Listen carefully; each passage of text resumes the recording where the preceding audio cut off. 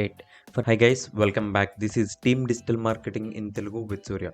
So మనమే వాళ్ళు pick చేసుకున్న టాపిక్ వచ్చేసి Google IO 2021 update for digital marketing. So ఏంటంటే గూగుల్ ఇచ్చిన అప్డేట్లో డిజిటల్ మార్కెటింగ్కి మనం ఏ విధంగా ఉపయోగపడుతుంది, సో మనం ఏమేం చేంజెస్ చేసుకోవాల్సి ఉంటుంది. సో ఏంటంటే ఇప్పుడు ఫర్ ఎగ్జాంపుల్ ఈ పర్టికులర్ టాపిక్లో మనం ఎస్ఈఓ మీద మెయిన్గా కాన్సన్ట్రేషన్ చేయవలసి ఉంటుంది. సో ఏంటంటే Google 2 different type of updates అనేది రిలీజ్ చేసింది. అవి ఎస్ఈఓ మీద ఎలా ఎఫెక్ట్ చూపిస్తాయి, సో అటువంటి టాపిక్ మనం ఇక్కడ మాట్లాడుకుందాం. ఇప్పటికీ మీరు ఈ ఛానల్ కనుక సబ్స్క్రైబ్ చేసుకోకపోతే సబ్స్క్రైబ్ చేసుకోండి. Digital marketing, Facebook marketing, Instagram marketing, ప్రతి మార్కెటింగ్ రిలేటెడ్ టాపిక్స్ ఇక్కడ మీకు ఎలాబరేట్ చేసి చెప్పడం జరుగుతుంది. So let's get in to the topic.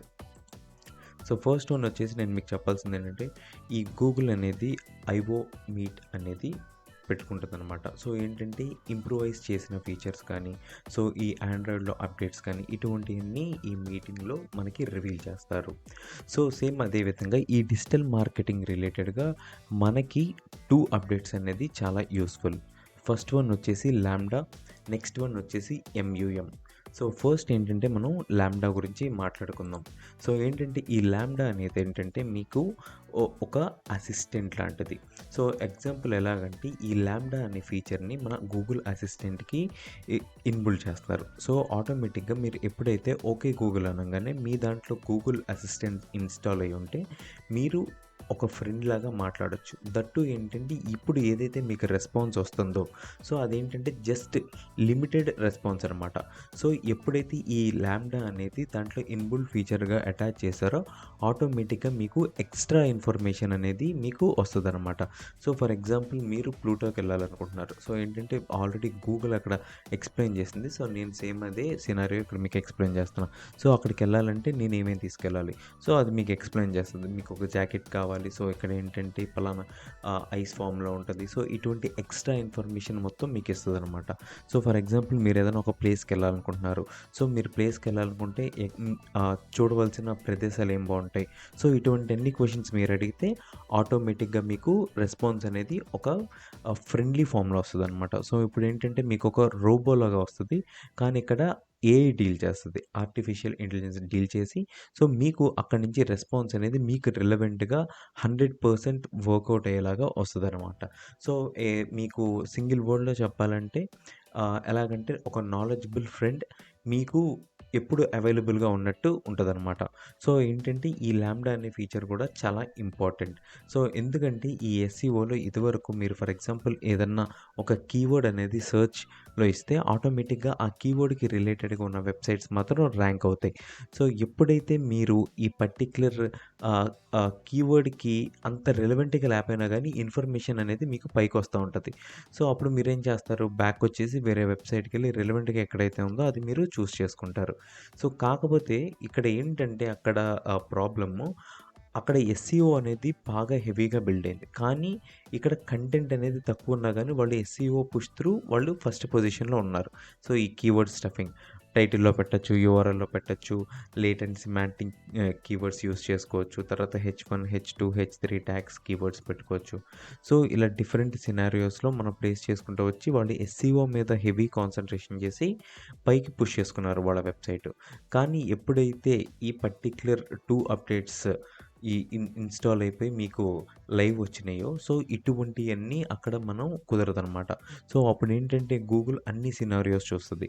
So me కంటెంట్లో relevancy ఉందా, సో ఒక టెక్స్ట్ ఫార్మాట్లో రిలవెన్సీ ఉందా, సో వీడియో ఫార్మాట్లో రిలవెన్సీ ఉందా, సో ఇవి అన్నీ చెక్ చేసుకుని మీకు ఈ రిజల్ట్స్ కరెక్ట్గా చూపిస్తుంది అనమాట. సో దానికి ఈ నెక్స్ట్ లెవెల్ ఆఫ్ అప్డేట్ అనేది చాలా ఉపయోగపడుతుంది, ఎంయూఎం. సో ఇదేంటంటే మీరు ఏదైనా ఒక క్వరీ గూగుల్ని అడిగితే అది ఇమేజ్లో రెలవెన్సీగా ఉందా, టెక్స్ట్లో ఎంత రెలవెన్సీగా ఉంది, ఆడియో ఎంత రెలవెన్సీ ఉంది, వీడియో, సో ఇటువంటి అన్నీ చెక్ చేసుకొని మీకు రిజల్ట్స్ అనేది చూపిస్తుంది. సో ఎప్పుడైతే మీరు పర్టికులర్గా ఓన్లీ ఎస్ఈఓ కీవర్డ్ స్టఫింగ్ అనుకున్నారో అది తప్పు. సో ఏంటంటే on page SEO, of page SEO చేసినంత మాత్రాన ఖచ్చితంగా మీరు ఫ్యూచర్లో ర్యాంక్ అవ్వలేరు, లాంగ్ రన్లో మీరు ఖచ్చితంగా ఉండలేరు. సో, ఎందుకంటే గూగుల్ అనేది ఇప్పుడు మొత్తం ఏఐలాగా మారిపోతుంది. సో, ఆటోమేటిక్‌గా ఎవరైతే కస్టమర్ నీడ్‌లో ఉన్నారో వాళ్ళకి రిలవెన్సీ ఇన్ఫర్మేషన్ ఇవ్వడానికి చాలా ట్రై చేస్తుంది. సో, అందుకని మీరు ఏదైనా ఒక కంటెంట్ పెడితే డిఫరెంట్ ఫార్మాట్స్‌లో మీరు ప్రెజెంట్ చేసి ఎక్కువ యాక్యురేట్‌గా ఉండాలనమాట. సో, ఎవరైతే ఒక క్వెషన్ అడిగారో దానికి తగ్గట్టు ఆన్సర్ ఉండాలి. సో, అలా మీరు ఒక image format, text, audio, video మీరు ఈ ఫార్మాట్ మొత్తం పెట్టి ఇంకా స్టఫ్ చేస్తే కస్టమర్ సాటిస్ఫాక్షన్ ఉండేలాగా మీ కంటెంట్ అనేది ఉండాలి. సో, దాంతో పాటు ఈ ఎస్‌ఈఓ అనేది వర్కౌట్ అవ్వదంటే 100% వర్కౌట్ అవ్వదని ఎక్కడ మెన్షన్ చేయల. సో, అది one of the part. Key role play చేసే ఏంటంటే ఫ్యూచర్ మొత్తం ఏఐ. అందుకని మీరు ఖచ్చితంగా ఈ ఎస్‌ఈఓని అంటే ఆన్ పేజ్, ఆఫ్ పేజ్ కాకుండా ఇవి గూడా మీరు ఖచ్చితంగా అప్డేట్ చేసుకోవాలి. లేదంటే మీ ర్యాంకింగ్‌లో చాలా చేంజెస్ అనేవి మీకు కనపడతాయి. సో, నెక్స్ట్ ఏంటంటే ఎస్‌ఈఓ అంటే 2 parts. On page, of page కదా! సో, ఆన్ పేజ్ అంటే keyword stuffing. So, next one వచ్చేసి ఆఫ్ పేజ్. సో, ఏంటంటే లింక్ బిల్డింగ్. సో, వీటితో పాటు ఇవి గూడా మీరు ఇంప్రూవైజ్ చేసుకుంటేనే లాంగ్ రన్‌లో ఉంటారు. లేదంటే మీరు ప్రాబ్లమ్స్ ఫేస్ చేయవలసి ఉంటది. సో, ఏంటంటే ఇప్పుడు ఎగ్జాంపుల్ ఒకటి మీకు చూపిస్తాను. So, can I use this అని మీరేదైనా పిక్ తీసి ఆటోమేటిక్‌గా మీరు గూగుల్‌ని అడిగితే సో, అక్కడ ఏమి ఉందో సో, అది స్టడీ చేసి మీరు యూజ్ చేసుకోగలరా లేదో గూడా అది చెప్పుద్దనమాట. సో, ఇది ఎంయూఎంలో అప్డేట్. సో, ఏంటంటే ఇటువంటి అప్డేట్స్ మీకు పాస్ట్‌లో ఉన్నా గానీ ఫ్యూచర్‌లో చాలా ఇంప్రూవైజ్ అయ్యుంటాయి. సో, దట్ టూ ఏంటంటే ఇది మొత్తం ఏఐ ఫార్మాట్‌లోకెళ్ళిపోతుంది. సో, ఎప్పుడైతే ఏఐ ఫార్మాట్‌లోకెళ్ళిందో సో, మీరు చేసే ఈ ఆన్ పేజ్ ఎస్‌ఈఓ అంటే కీవర్డ్ స్టఫింగ్. సో, రిలవెన్సీ లేని డేటా పైకి ఉంచేసి మీరు ట్రాఫిక్ కోసం ఉంచుదాం అనుకునే వెబ్‌సైట్స్ అన్నీ ఖచ్చితంగా ఇవి కిందకెళ్ళిపోతాయి.